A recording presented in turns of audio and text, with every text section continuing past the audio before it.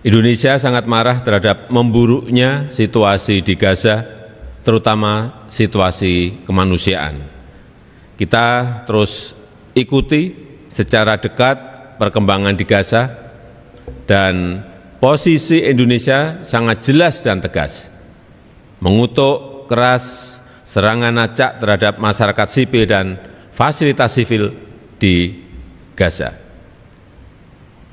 Kekerasan harus dihentikan, gencatan senjata harus terus diupayakan, bantuan kemanusiaan harus terus didorong dan dipercepat, diakselerasi, dan Indonesia terus melakukan komunikasi dengan banyak pihak untuk mengupayakan penyelesaian masalah ini.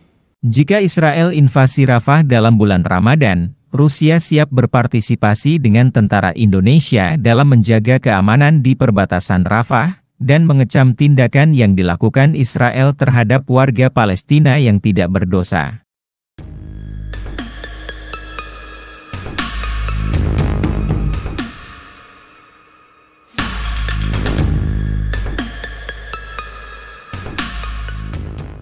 Sebelum kita mulai lebih jauh, kami sarankan kepada penonton, studi kiranya untuk dapat menonton video ini sampai habis, supaya tidak salah paham, dan dapat memahami isi beritanya.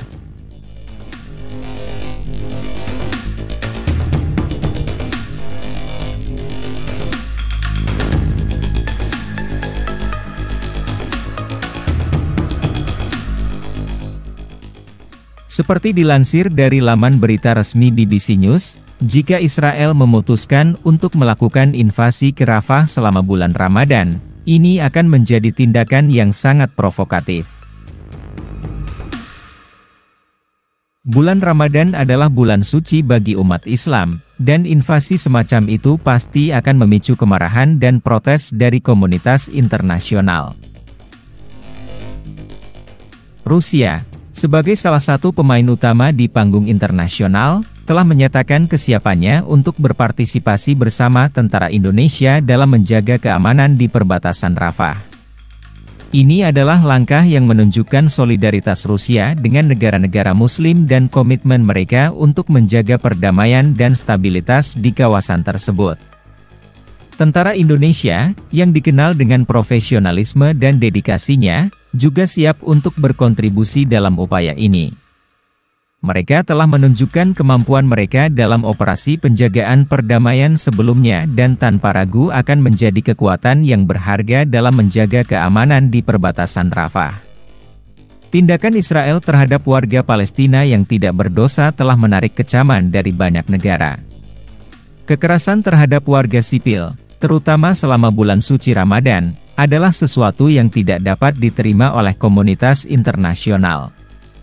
Rusia dan Indonesia, dengan partisipasi mereka dalam upaya penjagaan perdamaian, mengirimkan pesan kuat kepada Israel dan dunia bahwa tindakan agresif terhadap warga sipil tidak akan ditoleransi. Jika invasi ini terjadi, akan ada konsekuensi serius dan jangka panjang.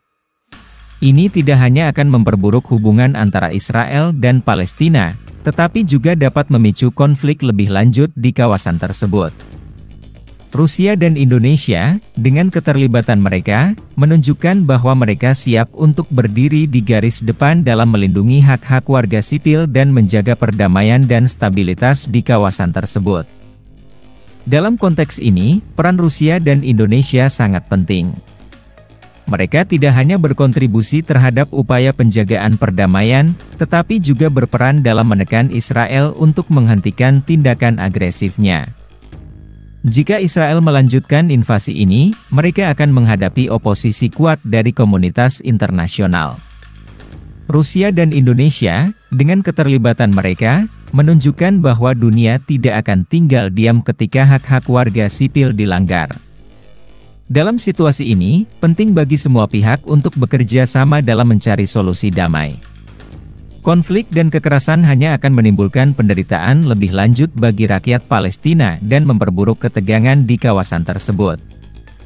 Rusia, negara yang dikenal dengan kekuatan militernya, baru-baru ini membongkar kelemahan dan cara ampuh untuk mengalahkan tentara Israel di perbatasan Rafah. Informasi ini disampaikan kepada tentara Indonesia yang berada di perbatasan.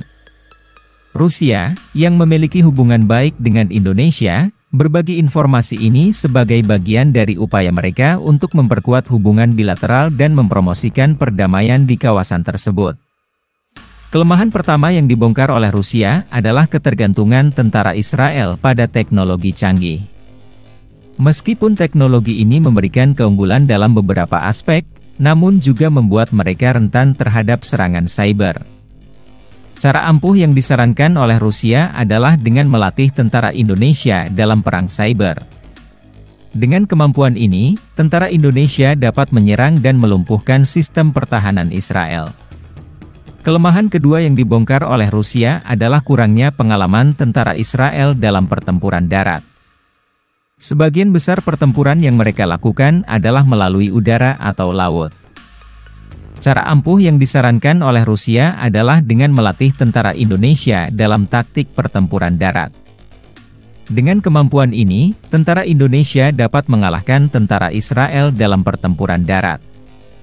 Kelemahan ketiga yang dibongkar oleh Rusia adalah kurangnya persiapan tentara Israel dalam menghadapi kondisi geografis yang berbeda.